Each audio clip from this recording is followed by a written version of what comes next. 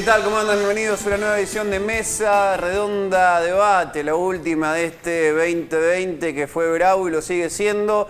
Mariano Carreras, ¿cómo anda? Un placer como siempre. ¿Cómo le va, Mauro? Un gusto encontrarnos una vez más para poner la lupa en la región en una semana muy especial, como bien decís, porque estamos llegando al cierre del año y con algunas novedades importantes que se han dado en estos días, que tiene que ver con el inicio de la vacunación contra el COVID, algo que siempre estuvo en el horizonte y que lentamente empieza a materializarse con una esperanza que se abre a partir de esta vacuna que ya tienen los trabajadores del área sanitaria, aquellos que están ligados a terapia intensiva en nuestra región, y también con la reciente aprobación de la legalización del aborto, que era otra de las cuestiones que se venía debatiendo, que se venía charlando, que se venía sosteniendo en la agenda de nuestro país desde hace ya varios años. Bueno, finalmente bajándole la persiana a este 2020, que ha sido difícil,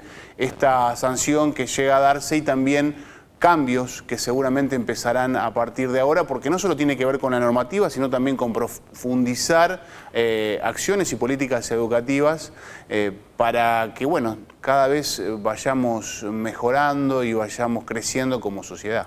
La interrupción voluntaria del embarazo hasta la semana 14 salió por amplia mayoría, no se dio esa paridad que todos pensaban o creían. Fue importante tejer puentes, ¿no?, entre los distintos espacios, entre el bloque del Frente de Todos, el bloque de Cambiemos, que en un porcentaje importante terminó apoyando la interrupción voluntaria del embarazo. En nuestra provincia, 2 senadores votaron a favor, Roberto Mirabella y María de los Ángeles Agnú, mientras que Carlos Solole Reutemann votó en contra. Y también se votó, por otro lado, la ley de los 1000 días, el acompañamiento que fundamental del Estado a las madres en un escenario de vulnerabilidad o distintos escenarios complejos para acompañarla en la maternidad, y que no es una ley menor, que suma una pata más. Otra de las patas tiene que ver con la ESI, con la educación integral sexual en las escuelas, y la otra pata tiene que ver con la facilidad que debe otorgarles el Estado a las mujeres y a los hombres en lo que tiene que ver con los cuidados, con las pastillas anticonceptivas y con los preservativos. Son 4 patas fundamentales para que la interrupción del embarazo sea el último paso, en caso de que sea necesario, no tenerlo como una herramienta primaria, sino como una herramienta secundaria, hasta terciaria, si lo quiere de esa manera. Pero era una realidad y el Estado tenía que intervenir, y el Estado tenía que actuar y tenía que estar presente. No podíamos seguir mirando para el costado como país, porque en gran parte, la mayoría de los países del mundo está aprobada la interrupción voluntaria del embarazo. Si mirás el mapa, en casi toda Europa, en Asia, en Oceanía, casi toda Asia, casi toda Oceanía también, en los países del norte de América, y después en el continente, en Sudamérica y en el Caribe, bueno, está aprobado en Cuba, y después en Uruguay y en Argentina nada más. Después queda gran parte de África y gran parte de Sudamérica y Centroamérica sin aprobar, pero en gran parte del mundo se aprobó, y esto no obliga a abortar a nadie, ¿no? Es una herramienta para que no quede una vida en el camino por una práctica ilegal, y que al mismo tiempo tampoco no sean condenadas ni llevadas a prisión las mujeres que interrumpen el embarazo, como pasan en países de Latinoamérica, donde son condenadas hasta 30 y 40 años de prisión por el solo hecho de interrumpir un embarazo. En nuestra provincia, independientemente de que sea una obligación de los directores médicos informar a las autoridades policiales, ahora judiciales, si alguien llega con una interrupción de embarazo al hospital. Desde que asumió Hermes Wiener en el año 2007, el 10 de diciembre, fue una de las primeras bajadas de línea que dio a todos los, con Miguel Ángel Capielo como ministro de Salud, a todos los efectores de salud de la provincia. No judicializar, evitar judicializar los hechos y acompañar a la mujer que llegaba al hospital, y eso es un punto también para marcar en materia de política pública en la provincia de Santa Fe.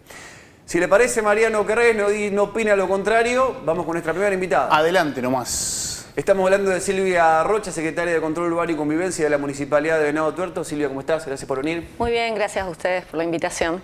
Bueno, y a la hora de hacer un balance, son muchos los puntos para analizar en el área que tuviste a cargo en Venado Tuerto, donde había distintos desafíos, ¿no? A diferencia de Filmado, donde por ejemplo ya es una costumbre el tema de uso del casco, era un desafío que planteaste.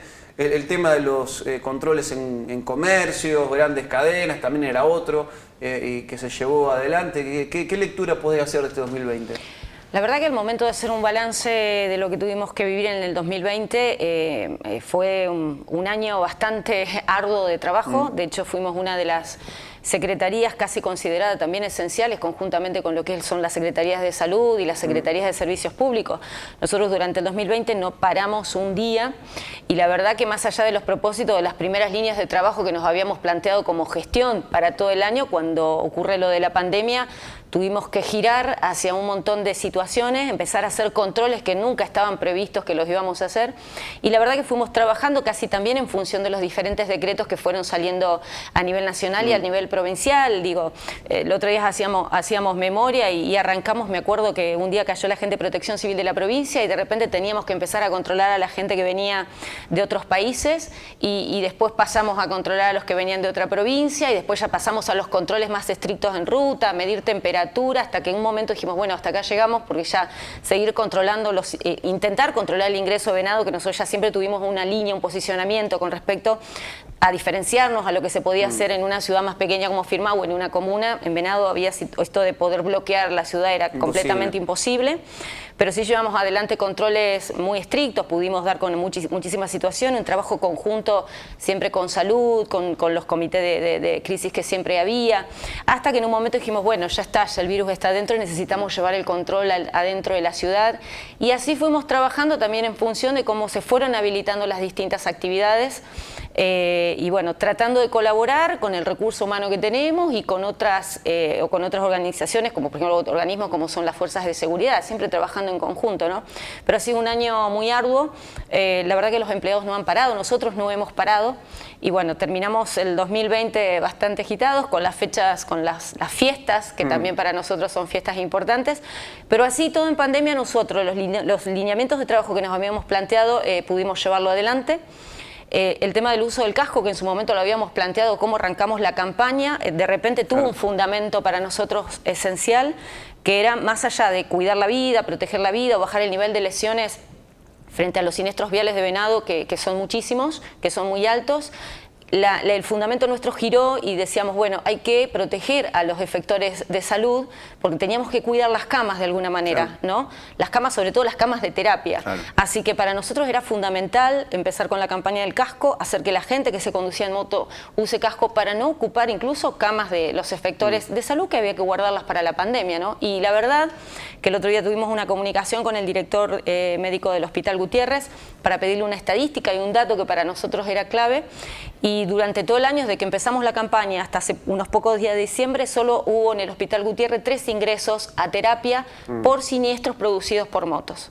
Por supuesto que hubo ingresos a guardia, ingresos incluso a camas de internación, pero el hecho de la terapia, solo 3 ocupaciones de camas desde abril hasta diciembre por siniestro de moto, bueno, quiere decir que evidentemente el objetivo nuestro, que era proteger al sistema de salud y proteger las camas para lo que se necesitaba y poder evitarlas, como en el caso de los siniestros viales, fue logrado. ¿En qué porcentaje consideras que aumentó el uso del casco en la ciudad? Yo creo que estamos casi en un 80%, un poquito más, digamos. Lo que yo siempre dije, tenemos dos miradas para ver, dos índices para mirar. Uno era la mirada de la gente, el paisaje. Y si vos vas a Venado, hoy el paisaje cambió. Y era una cosa que mucha gente no creía que lo íbamos a poder lograr, y lo pudimos lograr. Hoy vos vas a Venados y es mucho mayor el porcentaje de gente que se conduce con casco al que no lo está haciendo. Y ya la gente que empieza a andar sin casco empieza a mirársela raro. Hoy estamos, y el otro índice que nosotros queríamos medir era el ingreso a terapia, por el nivel de lesiones. La verdad que hoy estamos en otra etapa de la campaña, que es la de continuarla, porque digamos, Venado es una ciudad con muchísimos habitantes, no es lo mismo que otras localidades pequeñas. Hay que sostener una campaña, hay que sostener la idea de poder llevar adelante una normativa como que sea más allá de cumplible, que sea de alguna manera apropiada por los vecinos.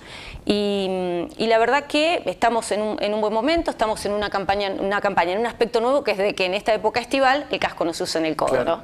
Y estamos poniendo la mirada en esas personas que no han entendido todavía lo que queremos hacer. Analizando este 2020, me gusta observar las estadísticas y los datos y puntualmente focalizada en tu área, se puede decir que se rompió con un mito en Venado Tuerto. Sí. No sé si sabes a dónde voy, digo, que es el de los supermercados chinos. Que siempre se hace referencia a que los supermercados chinos apagan la heladera por la noche, que tienen productos vencidos, que los vencen. Y de todas las inspecciones que hicieron, lo que a primera vista se observa que lo que más cosas tienen en orden son los supermercados chinos. Y cayó la Anónima, cayeron grandes comercios, empresas locales con mercadería con la fecha adulterada, mercadería podrida, vencida. Y no los chinos tanto. No, otro aspecto que tiene que ver que con los que nos encontramos, nosotros decimos trabajar, fue el de la seguridad alimentaria en Venado. Y la verdad que nos encontramos con una ausencia de controles, con dueños de comerciantes acostumbrados a ciertas prácticas, incluso con consumidores que no estaban acostumbrados ni siquiera a hacer defender sus derechos o a quejarse, o si lo hacían, no sé si eran o no escuchados. Nosotros empezamos con todo este trabajo aún en pandemia y también con una justificación siempre de fondo que es cuidar la salud pública, porque el alimento que está en mal estado y el alimento que es consumido termina repercutiendo en la salud pública. Y acá el fundamento era cuidar las camas de los efectores. Y es lo que vos decís, siempre estaba el mito de los famosos supermercados chinos. Por supuesto que lo hemos controlado, por supuesto que hemos encontrado, decomisado todo, pero también, como decís vos, fue hasta de repercusión nacional lo que encontramos en el supermercado La Anónima, que bueno, que fue, digo, sigue siendo un hecho, una bandera que siempre se levanta, porque pensar que una cadena de supermercados como esta no iba a tener carne en mal estado como la que encontramos, era imposible. No, fue posible, nos hicimos ecos de denuncias, fuimos al supermercado La Anónima, no miramos hacia un costado y la verdad que han tenido, no solo La Anónima, digo, hay varias cadenas de supermercados en Venado que también, a lo mejor no fueron noticias, pero que también fuimos controlando. De hecho, casi más de 33.000 kilos de mercadería vencida, mercadería por decomisos voluntarios, incluso, que se han llegado que lamentablemente se han tenido que tirar en Venado. Digo, lamentable, por un lado, porque no deja de ser alimento, pero por el otro lado, digamos, qué bueno que lo pudimos detectar para que no haya gente de alguna manera que tenga problemas con la salud. Y lo interesante de la seguridad alimentaria no es solo nosotros empezar a incorporar controles y que los vendedores los vendedores, los que manipulan, los que producen alimentos, empiecen a tener ciertas prácticas que, por ejemplo, acá en Firmasí ya viene con una historia, digo, y es válido marcarlo, que Venado no la estaba teniendo, sino que surgió algo muy interesante, que es esto de que nosotros, más allá de lo planificado que teníamos para hacer los controles, empezamos a ir detrás de las denuncias de los vecinos. Entonces los vecinos se fueron constituyendo en denunciantes, en defensores de sus derechos, y la gente también aprendió a esto de empezar a mirar las fechas de vencimiento, a denunciarnos, incluso hasta a veces a demandarnos que vayamos hasta cierto lugar y después incluso hacer el seguimiento. Fueron al lugar que les marqué. Claro. Entonces, lo interesante es que mayormente todos los lugares que nosotros hemos ido fueron también por denuncias de vecinos. De algún modo, digamos, esto es lo que viene a determinar una política de Estado, digo, porque una vez que vos empezás a generar un hábito, ya sea en el uso del casco, ya sea en el cuidado de los productos alimenticios, es algo que después es difícil volver para atrás porque son hábitos que empiezan a tornarse parte del paisaje y de la cultura no urbana en relación a eso. Yo digo que son una parte de aprendizajes que la gente, tanto la gente como el que origina, por ejemplo en el caso de los alimentos, tienen que apropiarse y deben ser cumplidos. Y hablo de educación y hablo de aprendizaje porque en el medio hay mucho de educación. Digo, también nos encontramos con que el comerciante no solo es culpable porque omitió algunas cosas, sino también por desconocimiento. Entonces, de la seguridad alimentaria, más allá del control, tiene otro fundamento especial o otra importancia, que es esto de educar, enseñar cómo debe venderse un alimento, cómo debe almacenarse, cómo debe ponerse en góndola, cómo debe manipularse. Los carnés de manipuladores, que la pandemia también hizo que la gente no pudiera hacerlo y hubo que recurrir a cuestiones virtuales, pero tiene que ver con muchas cosas de educación que también la gente desconoce y es importante llevarla adelante. Lo mismo que con el casco, digo. Claro. Hay que ir trabajando procesos para que la gente se apropie de ciertas normas. Yo soy una creyente de que la gente tiene que apropiarse de la norma para poder cumplirla. Por último, digo, porque ya nos marcan el tiempo que tenemos que cerrar, digo, también no dejarla pasar, digo, hasta el límite de clausurar una sala velatoria. También la verdad que hemos tenido... Que fue, digo, escandaloso. Sí, hemos tenido muchísimas sorpresas en Venado y lo de la sala de sepelio fue, la verdad que cuando uno pensó y incluso hasta escuchaba versiones no lo iba a creer, pero sí, la verdad que fue muy sorpresivo ver de qué manera se manejan algunas empresas. y con cuestiones muy sensibles como es el tema del duelo, de la muerte. Y bueno, sí, la verdad que tuvimos que clausurar una casa de sepelio, no solo una vez, sino que tuvimos 2 instancias más después, una de reincidencia y la otra incluso que tenía que ver con el transporte de los féretros. Son temas por ahí que cuando uno los toca dice, no te puedo creer que esté pasando esto, pero sí, nos han tocado estas situaciones de esas, sí hemos pasado de todo. Silvia, que tengas un buen cierre de año. Muchas gracias por venir. Igualmente para ustedes. Hasta cualquier momento. Silvia Rocha, secretaria de Control Urbano y Convivencia de la Municipalidad de Venado Tuerto. Pausa comercial y seguimos con más.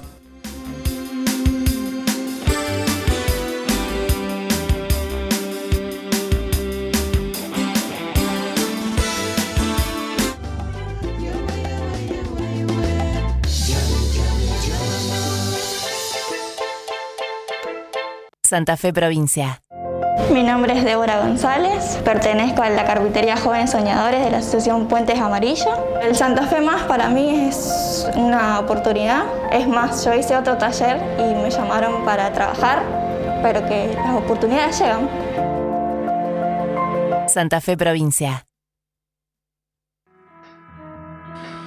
Doctor Jorge Guareschi, médico psiquiatra, psicoterapeuta, especialista en psicoterapias breves. Atiende en Firmat, en el Sanatorio Firmat y en Clínica del Pilar. En El Hortondo, Rosario, Venado Tuerto, Carreras, Alcorta. Turnos al teléfono 3465 65 29 20. Y en YouTube, del Dr. Jorge Guareschi, Herramientas para Vivir. www.herramientasparavivir.com. En estas fiestas, mis mejores deseos para cada uno de ustedes y mi gratitud, porque todos hacemos Firmat en las instituciones y diversos espacios, en las empresas, en las fábricas, los comercios, en cada familia y en cada vecino. Una verdadera construcción colectiva que siempre apuesta al futuro y más todavía en los momentos difíciles. Hoy, más que nunca, necesitamos no descuidarnos para seguir creciendo, dando lo mejor de nosotros, poniendo el corazón y la misma fuerza de siempre. Les deseo una muy feliz Navidad y un gran 2021 para todos.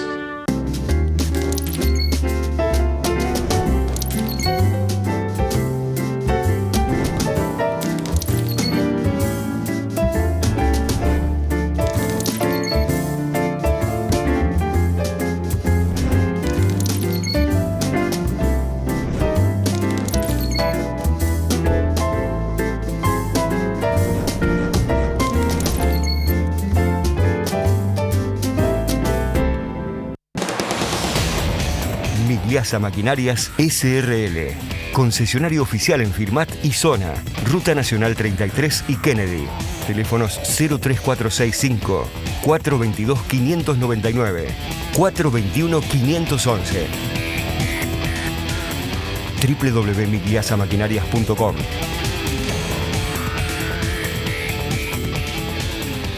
Migliasa Maquinarias S.R.L.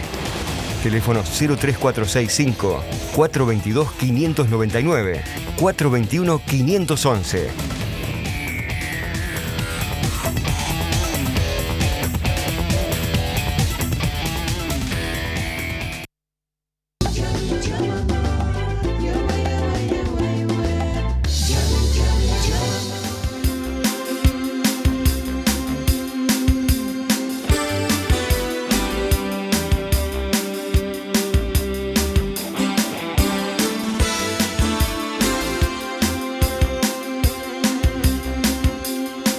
Segundo bloque de Mesa Redonda de Debate, seguimos con más invitados, Mariano. Exactamente, vamos a saludar al secretario de Control de la Municipalidad de Firmat, Gabriel Gribarello, bienvenido. ¿Qué tal? Buenas tardes. Buenas tardes a todos.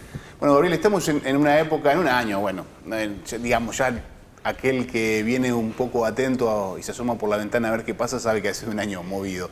Ni hablar si sigue los medios, pero digo, estamos en una época muy especial porque ya trabajado y se ha desarrollado durante todo el año en Firmat, en la región, acciones y políticas preventivas. Digamos, la municipalidad hizo mucho énfasis, primero en los accesos, después trasladando esos operativos hacia adentro.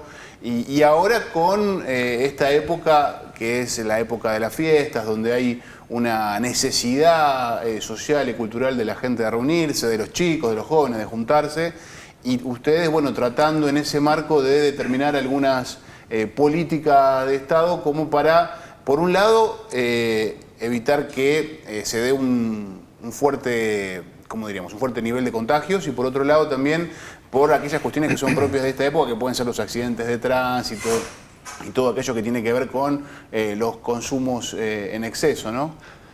Sí, exacto, Mariano. En realidad, como decías vos, fue un año dinámico donde tuvimos que ir cambiando casi a diario un montón de cuestiones, marcando nuevos objetivos que creo que fuimos cumpliendo en función de lo que fue el año. Primero, tratar de que los contagios no llegaran para dar tiempo a los centros de salud a prepararse, para preparar todo lo que venía en cuanto a centros de aislamiento, todo lo que implicaba esa primera etapa.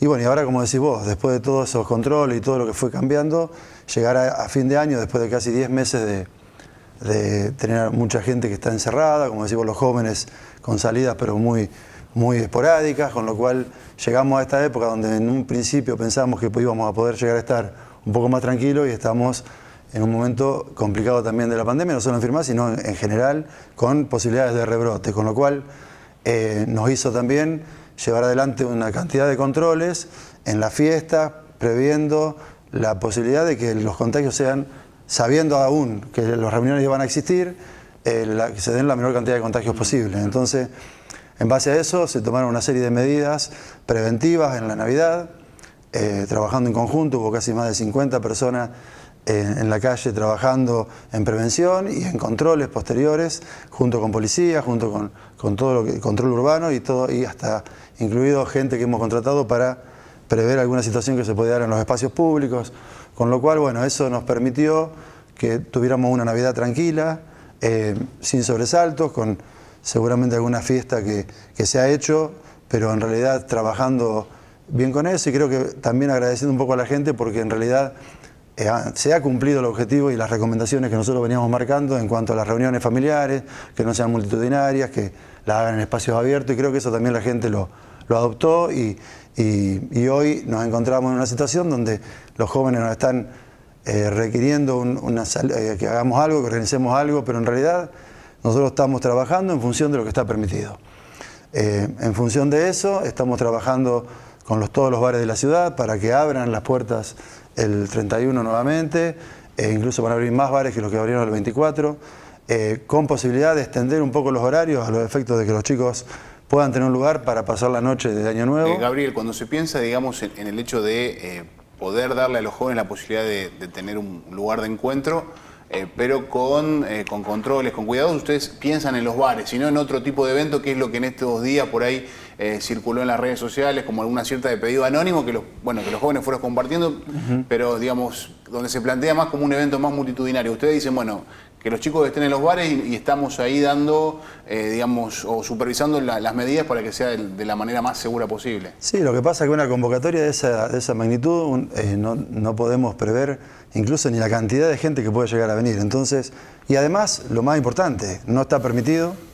Nosotros tenemos una nota del hospital de hace unos 15, 20 días atrás, donde nos ponen en alerta de que no hagamos ningún tipo de evento por la situación epidemiológica de la ciudad. Tenemos la respuesta que dio el gobernador a los pedidos que hicieron varias localidades de posibilidad de organizar este tipo de eventos, la cual fue una negativa. Y bueno, y creo que nosotros tenemos que ser responsables en función de respetar la normativa que está vigente, tanto a nivel provincial, a nivel nacional, donde tenemos que trabajar y a lo mejor hacer alguna excepción, como te decía recién, alguna ampliación de horario, pero siempre dentro de los lugares donde están los protocolos establecidos y donde se pueden llegar a controlar el protocolo. Porque y si ustedes vieron imágenes de alguna de las fiestas que organizaron en las localidades vecinas, se van a dar cuenta que es imposible cumplir los protocolos. O sea, por más que en la teoría lo establezca, en la práctica es imposible. ¿Pensás que van a volver algunas medidas en los primeros días del 2021? Hoy se reunieron de urgencia Alberto Fernández, Horacio Rodríguez Larreta, Axel Kicillof, por el aumento de casos en la Ciudad Autónoma de Buenos Aires, en el AMBA. En Venado empezó a aumentar la cantidad de casos, en Sur Santafesino, en Rufino, en un montón de lugares. Digo, ¿pensás que va a haber que tomar alguna medida restrictiva nuevamente? Mira, nosotros queremos, por eso te decía, estamos tratando de llevar todo adelante en función de lo permitido para evitar esto. O sea, la realidad ¿cuál es? En Buenos Aires, todo lo que se fue dando desde Maradona hasta incluso ayer en el mismo debate de la ley de aborto, donde realmente las reuniones de gente multitudinaria, y yo creo que eso es la consecuencia un poco hoy de lo que está pasando en Buenos Aires. Entonces nosotros no queremos que eso nos pase acá a raíz de armar una fiesta multitudinaria o algo donde no podamos hacer una previsión de lo que puede pasar. Entonces creo que es prudente hacerlo así, creo que los jóvenes tienen que entender que estamos en una pandemia y que no es un capricho nuestro de no organizarles una fiesta, sino al contrario, porque nosotros veníamos trabajando muy bien en ese sentido hasta la pandemia, donde veníamos trabajando con Firmá Joven, veníamos trabajando con un montón con todos los bares y todos los lugares nocturnos de la ciudad para darle lugares a la gente, que de hecho habían crecido y mucho la cantidad de espacios en la ciudad. Pero bueno, hoy estamos en otra realidad y tenemos que adaptarnos a esto, y es lo que le pedimos a los jóvenes. O sea que si bien entendemos las ganas de salir, bueno, que se reúnan, pero en las barras de amigos que habitualmente se reúnen, en lugares no multitudinarios que puedan permitir que al otro día en una reunión familiar no contagien a un familiar. ¿Qué te deja este año en base a esta experiencia? Digo, uno piensa a repasar algunas imágenes de lo que fue el 2020, y cuando está la imagen de las máquinas poniendo los montículos de tierra en los accesos a Firmá, digamos, bueno, son cosas que uno, digamos, si te lo contaban en una película previamente, seguramente uno iba a pensar que era una locura, y también lo que representó después cuando se empezaron a correr esos lugares. Bueno, ¿qué te ha dejado este año en base a esa experiencia?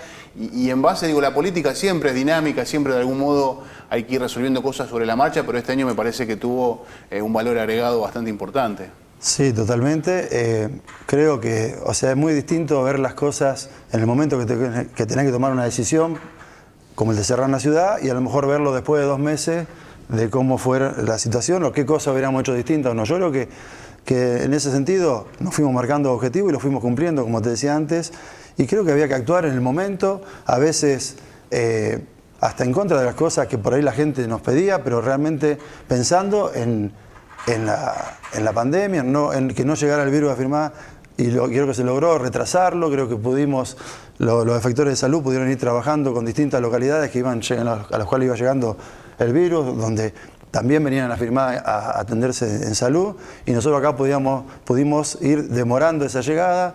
En algún momento sabíamos que iba a llegar, o sea, no éramos ilusos de que íbamos a pensar que no iba a llegar el virus a Firmá, sino que lo que queríamos era que llegara en el momento que pudiera la gente de Firmá tener una cama para ser atendida.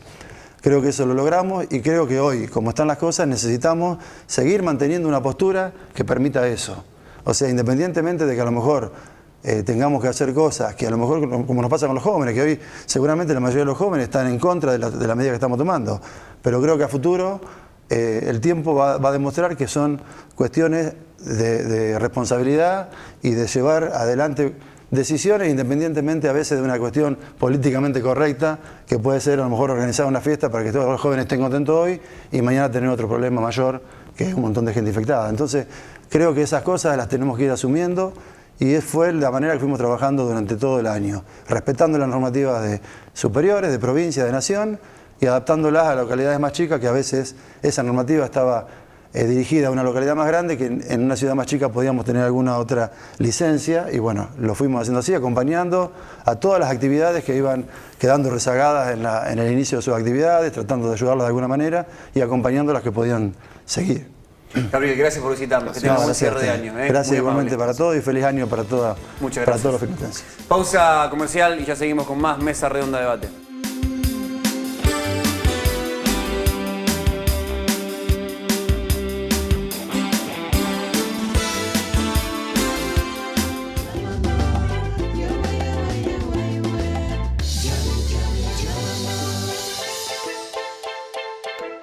Santa Fe Provincia.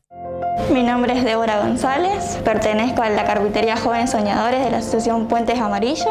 El Santa Fe Más para mí es una oportunidad. Es más, yo hice otro taller y me llamaron para trabajar, pero que las oportunidades llegan.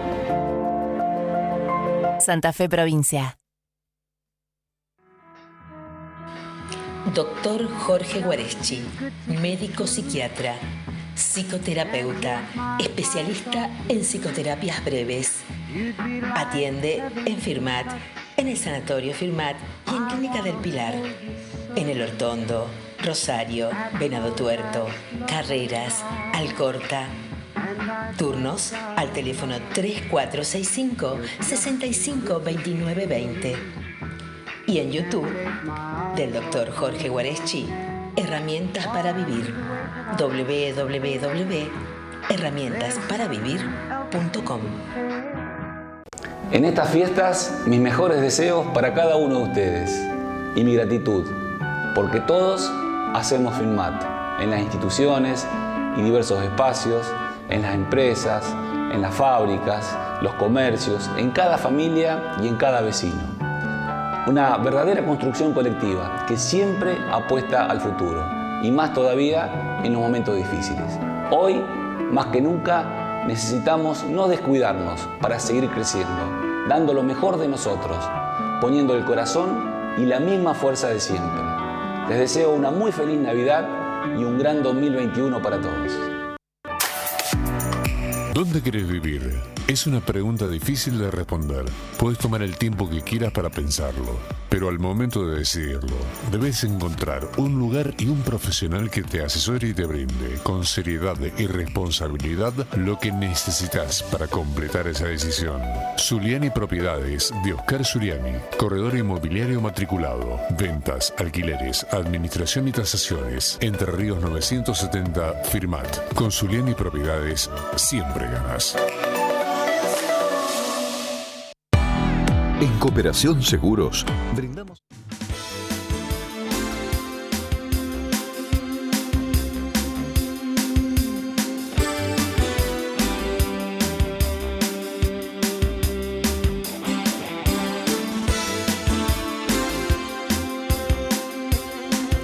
Tercer bloque de Mesa Redonda Debate, en una semana histórica, como lo decíamos al comienzo del programa, que va a quedar marcada a fuego en la historia de la República Argentina, porque al mismo tiempo que comenzaba la vacunación contra el COVID-19, por otro lado, y horas más tarde se aprobaba la ley de interrupción voluntaria del embarazo. En este fin de año del 2020, como decía, en una semana, la última del año, que va a quedar registrada en los libros de historia o en las páginas de internet, digo, porque los tiempos cambian, Mariano Carrera.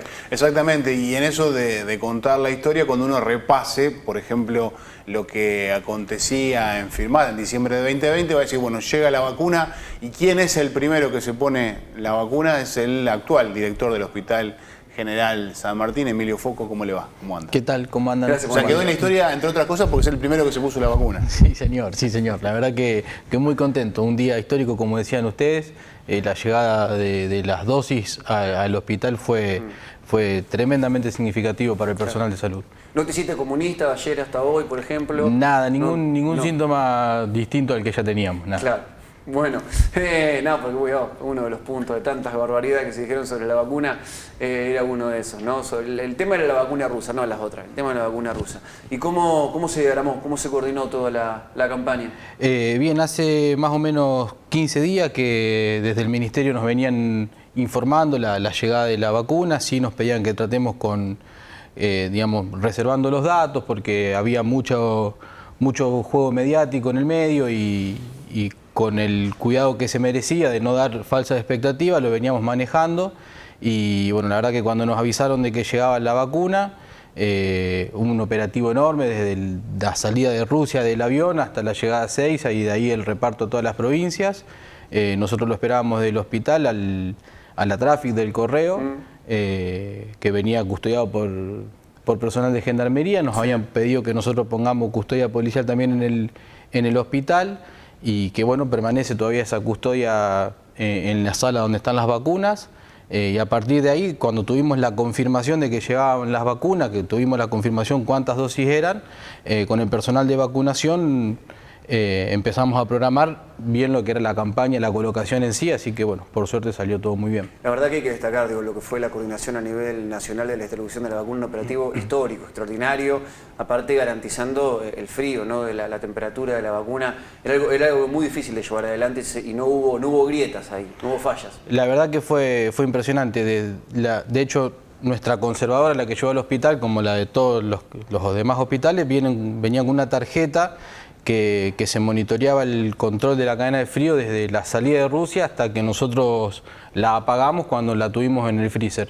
Eso después hubo que poner esa tarjeta tipo pendrive en una computadora y pasar los datos al ministerio. O sea que una logística, la verdad que yo al menos nunca lo había visto. Y una cuestión que muchas veces marcamos, que fue un desafío de hacerlo federal, es decir, esto que fuera al unísono, que fueran todas las provincias, algo que no sucede muchísimas veces y desde acá cuestionamos, es decir, bueno, todo empieza por Buenos Aires y después termina llegando al resto de las provincias. En este caso hubo todo un trabajo previo, evidentemente, digo, porque todo aquello que sucede con normalidad o que parece que se da de manera sencilla es porque detrás hay un trabajo para que finalmente acontezca, que fue lo que estuvimos viendo. Bueno, martes y miércoles fue la vacunación. ¿Cuánta gente se vacunó? ¿Quedan algunas dosis?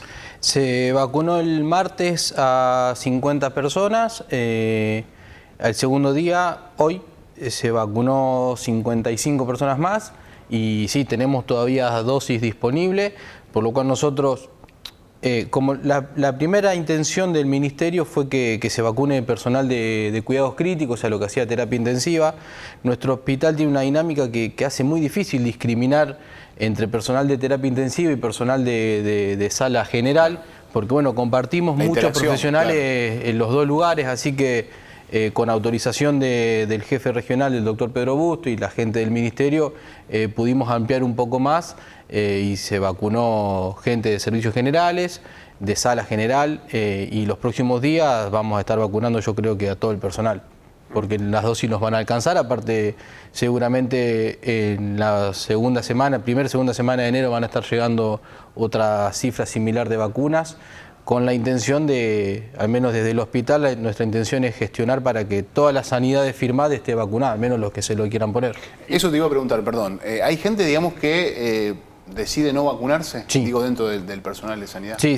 Nosotros, por suerte, en el hospital no tuvimos tantas personas que no querían colocársela, la mayoría se la puso, pero sí, hay un 20% en el hospital, hay un 20% de personas que no. ¿Cuál sería la fundamentación? Mira, hay de todo, desde una fundamentación ideológica, que están esperando que llegue otra vacuna y que no sea la rusa, hasta personas que no creen directamente en la pandemia. La verdad que tenemos sería bueno formar un alto compromiso también, ¿no? Que en caso de contraer COVID-19 no ocupen una cama en el hospital, ni en un sanatorio, los que no decidieron no vacunarse. Sería interesante eso, ¿no?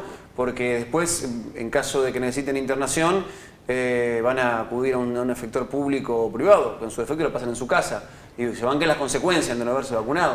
La verdad que bueno, es una decisión personal, la vacuna no es obligatoria. Yo creo que con el tiempo y ahora en la segunda o tercera tanda de vacunación, yo creo que se van a ir convenciendo a medida de que vean que los efectos adversos son leves. Yo realmente tuve la primera noche algo de dolor muscular y unas linitas de fiebre como cualquier otra vacuna, y hoy ya la verdad que nada. Yo creo que vamos a conseguir, a medida que la gente, el personal vea que esto es seguro realmente, vamos a conseguir mayor adhesión a la vacuna. La segunda dosis es a los 28 días. La segunda dosis es no antes de los 21 días. Nosotros lo que vamos a tratar de hacer es hacerla después de los 28 días, porque esos 28 días es la que pide la vacuna de Oxford, la de Pfizer para la segunda dosis. Entonces, como probablemente en algún momento compartamos la vacunación, parte con vacuna rusa, parte con la de Pfizer, pedimos 28 días como para ya regularizar todo. Y después la AstraZeneca, digamos, que es la que se produce en provincia de Córdoba. Exactamente. Entre México y Argentina, que es la que se va a distribuir en toda Latinoamérica. Esa va a estar llegando para el mes de marzo, si no me equivoco. Y la más barata de todas al mismo tiempo. Es la más barata, realmente es la más sencilla de almacenar, porque no requiere más que lo que cualquier otra vacuna, un 8 grados, entre 8 y 2 grados. O sea que una heladera común lo podemos conservar. La verdad que esa sería logísticamente mucho más sencilla. Pfizer, digo, porque hay noticias que no se difunden mucho, ¿no? Pfizer solicitó un convenio con Rusia, ¿no? Para producir juntos la vacuna porque tiene mucha eficacia la vacuna rusa. Entonces, desde Pfizer, la vacuna, digamos, de Estados Unidos, le están pidiendo ayuda a Rusia. Para graficarlo de alguna manera, digo. Porque los grandes medios se encargan de no darte esa noticia, no difundírtela, ¿viste? Poquito, en alguna página, chiquitito, pero no hacen hincapié en eso, hacen hincapié en muchas otras cosas. No quería dejarlo pasar porque es importante eso decirlo también. Sí, sin duda que es importante. La verdad que el esfuerzo mundial que hubo para la generación de estas vacunas y el trabajo mancomunado de todos los laboratorios, de hecho esto es lo que decís vos, de empezar a compartir datos y en cierta forma asociarse, hace que todas estas suspicacias ya se tienen que ir olvidando, ¿no? y pensar que es lo mejor para todos.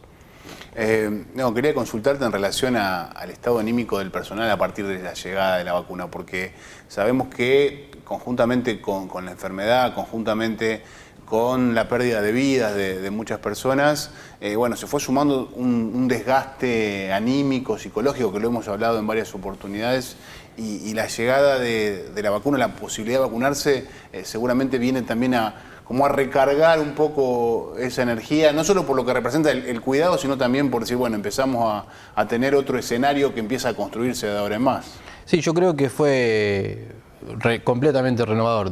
De hecho, casi en la mente de ninguno estábamos tan enajenados, digamos, alienados en el trabajo, que no pensábamos que esta posibilidad podía estar tan pronto, y ayer era felicidad pura que se vivía en el hospital realmente. Claro. ¿Cuáles son los próximos pasos después? ¿Sigue el personal de seguridad una vez que lleguen más vacunas y después los docentes? Exactamente, va a ser fuerzas de seguridad, la comunidad educativa, y después, conjunto con la comunidad educativa, probablemente se salga a la población más vulnerable, a la población enferma o mayores de 60 años. Factores que tengan factores de riesgo. Exactamente. Me parece que va a ser ahí, en la tercera fase va a entrar comunidad educativa y población general. Para lograr cierta inmunidad, digamos, hay que llegar mínimo al 60% de la población vacunada. Eso sería el objetivo, sí. ¿Y cuándo puede llegar a darse eso, consideras? Mira, al ritmo que venimos y por la información que venimos teniendo, que la amplia disponibilidad que tiene la Rusia de producción, digamos, yo creo que para fines de marzo tenemos que estar cerca de ese número. Te pregunto por último, en Venado Tuerto se vio un aumento de casos en los últimos días, en Rufino también. ¿Cómo está la situación en Firmat en cuanto a disponibilidad de camas, y se notó una mayor necesidad de asistencia médica en estos últimos días? Mira, hoy estamos, la verdad, que en una situación hospitalaria realmente muy buena. Hay muy poquitos pacientes en sala general, tenemos 3 pacientes. En terapia intensiva tenemos un solo paciente. Esto es reflejo de una decisión que se tomó desde el Ministerio de Salud de la provincia, conjunto al hospital, de hacer el plan Detectar bien territorial. Y hoy, 20 días después, estamos viendo que Firmat pudimos bajar la curva, que fue lo que pasó en Venado cuando hicieron el detectar ellos.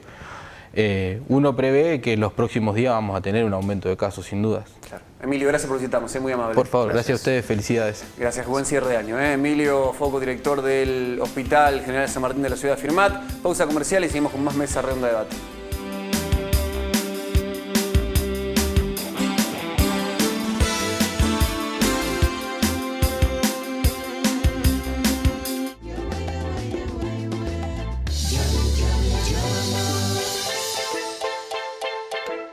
Santa Fe Provincia. Mi nombre es Débora González, pertenezco a la Carpintería Jóvenes Soñadores de la Asociación Puentes Amarillo. El Santa Fe Más para mí es una oportunidad. Es más, yo hice otro taller y me llamaron para trabajar, pero que las oportunidades llegan. Santa Fe Provincia. Soy Walter Fernández. Entró Walter Fernández, está... Tuve la suerte de vivir y respirar el fútbol en carne propia. Los goles, las emociones, la pasión. Te invito a vivirlo como si estuvieras en la cancha. ¡Qué pedazo de gol, mamita mía! Sintiendo el olor a pasto, con la emoción de ver salir a tu equipo del túnel. Hay una sola manera de sentirlo tan real. El pack fútbol de Pampacón te va a poner en ese lugar. Porque Pampacón es pasión y es para vos.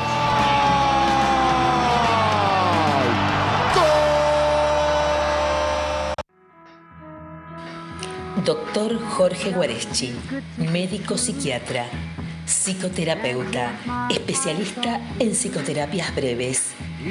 Atiende en Firmat, en el Sanatorio Firmat y en Clínica del Pilar. En El Hortondo, Rosario, Venado Tuerto, Carreras, Alcorta. Turnos al teléfono 3465-652920. Y en YouTube, del Dr. Jorge Guareschi, Herramientas para Vivir.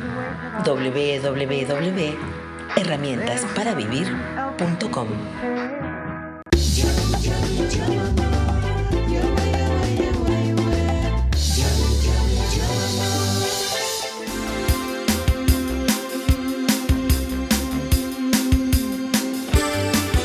Último bloque de Mesa Redonda Debate, cierra esta edición 2020 Franco Estampone. Es así, ¿no, Mariano Carrera? Exactamente, que actualmente es subsecretario de Acceso a la Justicia de la provincia de Santa Fe y en estos días estuvo dando un operativo importante en relación a los trámites para obtener el DNI en la ciudad de Firmat. Hay una dificultad que se viene dando a partir de la pandemia en esta ciudad, que es el funcionamiento del registro civil, que estuvo cerrado durante un tiempo. Ahora, al menos hasta lo que teníamos conocimiento, funcionaba con algunos turnos online, vía email, digamos, dándole una dinámica que está lejos de la necesidad de la gente, y eso se evidenció en estos operativos. Bueno, ahora nos va a contar un poco más cómo fue todo este proceso Franco Estampone. ¿Cómo le va? Bienvenido. ¿Cómo andan? ¿Todo bien? Bien, bien. Gracias por venir. Me alegro de estar acá con ustedes. Bueno. Sí, Marian, yo estoy de acuerdo con el diagnóstico. Me parece que es evidente, porque lo hemos hablado con un montón de gente, que el registro civil, que es la oficina más próxima que tiene el ciudadano de la provincia, es la puerta de la provincia hacia el acceso a determinados instrumentos necesarios para la vida, para, de hecho, hasta consolidar el derecho a la identidad, ¿no? Ni más ni menos que eso. Nosotros hemos tenido un año hiper complejo en relación a lo administrativo, pero también registro civil es un área que hace bastante tiempo viene sin cubrir espacios que van quedando vacíos por jubilaciones, por baja de personal. Eso sumado a el hecho de la pandemia, de las licencias, en virtud de las excepciones que ha dado el gobierno para las personas mayores, aquellos con comorbilidades, aquellos que tienen a cargo niños y niñas. ¿Esta dificultad es estrictamente de firmado o es una dificultad que venís sondeando y que es común en distintas ciudades y localidades? No, es de toda la provincia. De hecho, grueso, te podría decir que hay prácticamente la misma cantidad de oficinas que de personal. O sea, una persona por oficina en la provincia, de promedio, ¿no? Lo cual es una gran problemática que ha demandado también soluciones de excepción, como son estos operativos móviles, que se crearon en primer orden para grandes urbes y para barrios en estado de vulnerabilidad, donde se hacía muy necesario poder documentar a la gente, sobre todo en Santa Fe y en Rosario, y nosotros hemos hecho fuerza para que el sur también esté en esa agenda. En Firmat hemos, digamos, atacado varios frentes. Por un lado nos comunicamos con quien tiene a cargo el registro civil de Firmat, que es la directora del lugar, y no tiene personal a cargo, porque el único personal que hay está de licencia también por estas excepciones COVID, lo cual, bueno, amerita una solución de fondo en la que estamos trabajando y esperamos pueda resolverse tanto Firmat como muchísimos lugares más en el transcurso del año próximo. Sin embargo, estos operativos que hemos logrado traer a partir de gestiones que, en realidad, de conversaciones que tuvimos con Jani, con Nico y con mucha gente que nos lo estaba pidiendo, pudimos, por un lado, mejorar esta atención en el registro civil para las cuestiones urgentes, para que haya una respuesta más rápida a la gente.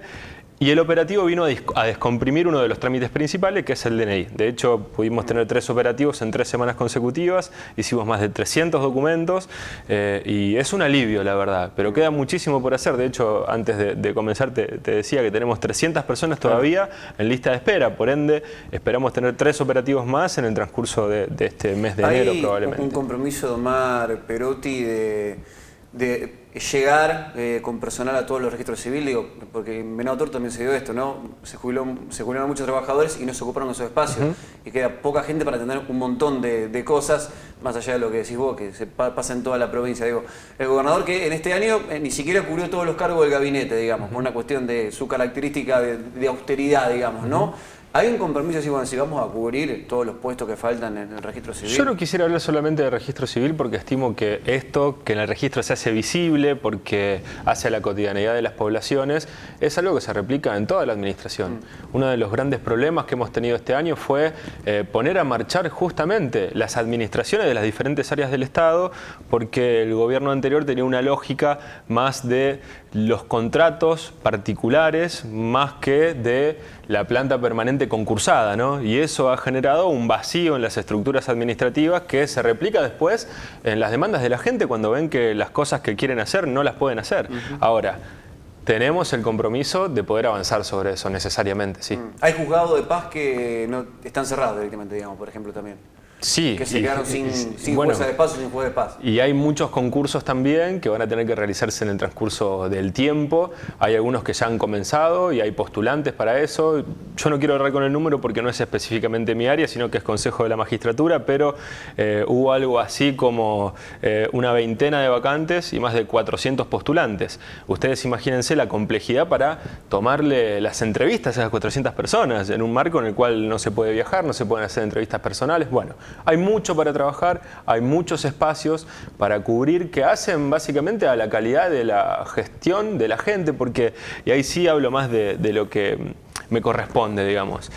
Creo que necesariamente tenemos que avanzar en generar dispositivos que le acerquen la justicia a la gente. ¿Qué significa esto? No solamente poder hacer los trámites, sino brindar la información necesaria para que la gente pueda procurarse sus propios trámites. Por eso ha habido muchos avances. De hecho, en estos últimos días, no sé si pudieron ir viéndolo, desde IGPJ, que es persona jurídica, y también de registro civil, se va a avanzar fuertemente en digitalizaciones, dispositivos inteligentes para que la gente pueda hacer sus propios trámites. Hay cuestiones que parecen secundarias cuando uno las conversa, pero que evidentemente cuando tenés la necesidad, digo, como esta cuestión básica que estábamos describiendo al inicio, que es tener tu DNI, son fundamentales porque te paralizan para cualquier tipo de gestión, ya sea privada, social, de emergencia. Entonces, bueno, realmente hay por delante todo un desafío en el área que hoy te toca, digamos, estar y acompañar al gobierno provincial. Sí, hay todo un desafío. Creo que, bueno, ayer salió una resolución que hace que muchas de esas licencias por el contexto de pandemia se agoten, por lo cual mucho personal va a volver a las oficinas, eso va a repercutir favorablemente, y yo creo que en virtud de la evaluación que se haga de cómo estemos de acá a un mes, también vamos a ver cómo, de qué manera y en qué áreas específicamente le metemos más pata para poder estar más consolidados, ¿no? Porque es evidente que hay una necesidad, nosotros lo escuchamos todo el tiempo y lo vamos a trabajar, pero ha sido un año de extrema complejidad, de baja en la recaudación, lógica, por la baja en la actividad económica y todo lo que ha sucedido que todos conocemos, pero aparte sumado a, bueno, una caja que hubo que balancear y no fue fácil. Hay una pregunta política también que se impone, porque como bien decía, fue un año de pandemia. Sobre el final de este año empezaron a verse algunos cambios, no solo en la dinámica, sino también en los nombres, con el compromiso de que haya más cambios a nivel provincial, con la renovación de algunas personas, de algunos funcionarios. ¿Pensás que eso se va a dar? ¿Pensás que es necesario que se dé? Bueno, el gobernador así lo ha entendido. Creo que también la pandemia sirvió para ver qué tipo y perfil de gabinete necesitamos para poder llegar a lo que la gente nos demanda. Mi nombramiento tiene que ver en parte con eso, una pequeña parte de esa mirada que tiene Omar. Y bueno, esperamos que pronto también podamos tener a nuestro ministro de Gobierno y Justicia, que esperamos sean en los próximos días. Así que bueno, ojalá que el año que viene podamos tener esto, ¿no? Territorialidad, cercanía, muchísimo trabajo y poder avanzar en cosas que la gente nos demanda. Apostando a, digamos, a generaciones nuevas, ¿pensás que la salida, digo, porque, por ejemplo, Borgonovo, que era ministro de Gobierno y renunció, venía de gestiones anteriores, digo, muchos ministros de las gestiones de Reutemann y de Obey, ¿no? Y han cambiado mucho los tiempos, ¿no? a la hora de hacer política y de proceder. Digo, ¿le falta una vuelta de rosca en ese punto al gabinete de Perotti, considerás, o no? No sé si atribuírselo solamente a una cuestión generacional. Me parece que hay una mixtura de cosas, ¿no? De impronta, de esto que te decía, la territorialidad es sumamente importante, pero también los técnicos son importantes, la experiencia es necesaria y la energía también. Hay quienes tienen todo, hay quienes tienen una parte, y creo que eso lo está evaluando el gobernador. De las nuevas generaciones, digamos, que no es ministro de José Freire, secretario de lo que sería municipios y comunas de antes, ¿no? Es lo más joven que hay dentro del gabinete, digamos. De la nueva política, para definirlo de alguna manera. No sé, somos muchos los sub 40 en la provincia. Es cierto que, bueno, por una cuestión lógica, quienes tienen más responsabilidades y más cuestiones a cargo, tienen unos años más que nosotros, y esa experiencia es muy bienvenida. Así que, como les decía, una mixtura de cosas tiene que hacer que podamos funcionar mucho mejor. Y también un escenario de tensión que se da, lo hablábamos con Mauro en los últimos programas, que no es únicamente una cuestión que tiene que ver con el Partido Justicialista, sino que es una cuestión que atraviesa transversalmente la política santafesina en relación a lo que se tensionó, sobre todo el Senado primero y después el Senado con el propio Ejecutivo y con el Ministerio de Seguridad, a partir de la investigación que hay sobre juego clandestino y sobre la figura, entre otros, del senador Trasferri. También ahí pensás que es necesario empezar a revisar ciertas prácticas y ciertos personajes de la política santafesina, pensando en esto, en una renovación que realmente determine otras políticas, que determine otra manera de proceder en lo que hace al escenario santafesino? La renovación también depende de lo que elija la gente, ¿no? Pero por otra parte yo creo, particularmente en esto, que tiene más que ver con el Poder Judicial que con el Ejecutivo. Sí te puedo dar lo que creo y lo que opino de eso. Me parece que...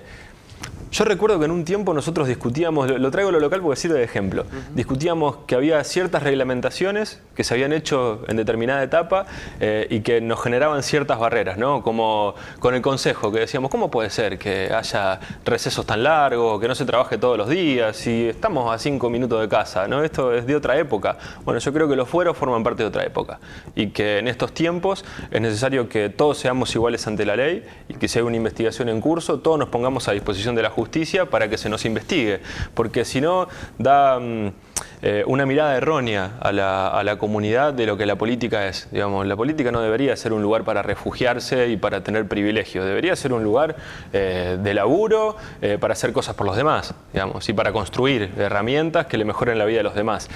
Ahí hay un mensaje, por eso, bueno, hay cosas que cambiar en la política, para que haya esta mirada también y que prime esta mirada, la mirada de que somos todos iguales ante la ley. Franco, gracias por visitarnos y que tengan un buen cierre de año. Bueno, muchas gracias a ustedes. Para los que están viendo el programa ahora, que tengan un lindo fin de año, que disfruten con sus familias y un buen comienzo para los que lo ven después del 31. Franco Stampones, llegamos al final de este año bravo. Mariano Carreras, le dejo el cierre de todo por usted. Bueno, la verdad que me tendría que haber sentado a cerrar y a pensar una idea, porque como bien lo decía Mauro, fue un año muy intenso, un año que creo cuando podamos ir analizando lo que vivimos, deberemos aprender algunas cosas de las que venimos charlando desde hace muchísimo y que tienen que ver sobre todo sobre qué es lo importante para la mayoría, porque sabemos que, y no podemos negar, que hay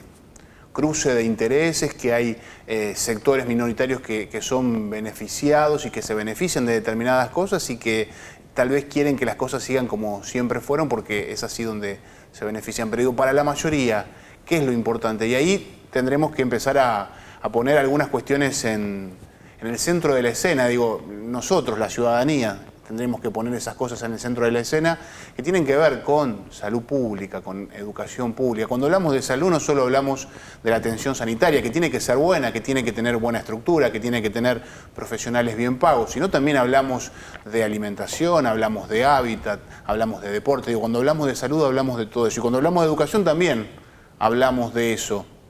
Porque la educación es la que permite igualar, la que da oportunidades, el hecho de poder educarnos es central. Yo creo que esto que muchas veces se dice y que parecen palabras políticamente correctas, salud, educación, tienen que ser prioridades de la ciudadanía y también prioridades que se trasladen a nuestros dirigentes para tratar de construir una nueva normalidad, digo, esa nueva normalidad que tanto se menciona, que sea más justa, que tenga más justicia social. Y no hay que tenerle miedo a algunos términos. Digo, el término justicia social no le pertenece a ningún partido, es algo que nos pertenece a todos aquellos que deseamos que nuestra ciudad, que nuestra provincia, que nuestro país sea un poco mejor.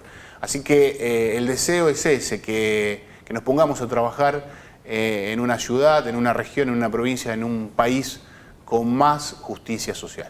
Un placer, Mariano, haber compartido nuevamente un año en Mesa Redonda Debate. Gracias a todos por seguirnos como siempre y por estar presentes del otro lado. Que tengan un buen cierre de año, buen comienzo 2021. Nos encontramos dentro de una semana. Chau.